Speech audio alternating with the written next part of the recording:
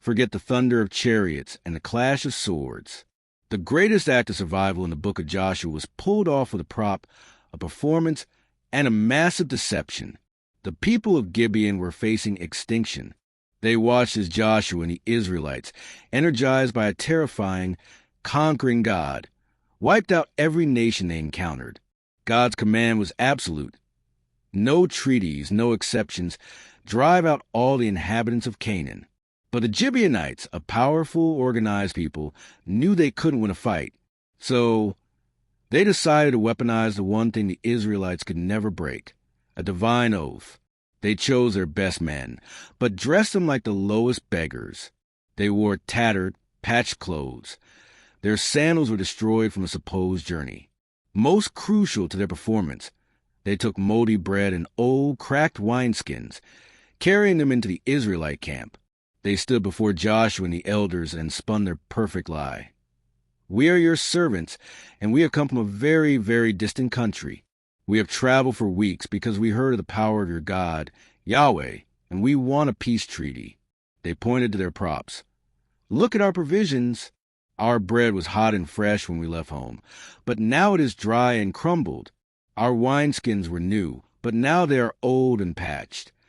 Joshua and the leaders were completely fooled by the visual evidence. And this is where they made their fatal error. They did not consult God. They believed a lie. And they swore an oath in the name of Yahweh, the God of Israel, promising to protect the Gibeonites. The deal was sealed. 3 days later, the truth landed like a stone. The Gibeonites were not travelers from afar. They were their neighbors. The assembly was furious. The call was immediate. Break the vow. God commanded us to destroy them, and the covenant was built on fraud. But the leaders stood firm.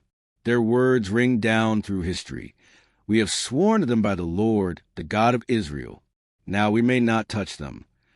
And this brings us to the profound historical question people rarely discuss.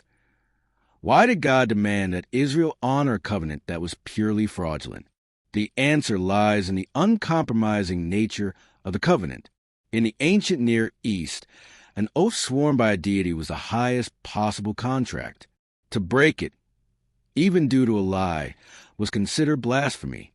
Joshua and the leaders understood that their integrity, their witness to every other nation, was more important than breaking a treaty. They had to choose between the letter of the law, drive out the people, and the sanctity of the word. "Do not break an oath sworn in my name." They chose the sanctity of the word. The Gibeonites were spared, but they paid a heavy price. They were forever sentenced to be woodcutters and water carriers for the sanctuary, servants for God's house. They were saved by their cunning, but assimilated into servitude. And the story doesn't end there. The real twist comes centuries later, during the reign of King David. A terrible famine struck Israel. When David sought God's face, the Lord revealed it was because King Saul, years earlier, had violently broken the Gibeonite treaty, killing many of them in a fit of zeal. God held Israel accountable to that oath, made under false pretenses, hundreds of years prior. The story of the Gibeonite deception is a powerful lesson that God places supreme value on covenant and integrity. Our word, given in His name, is sacred.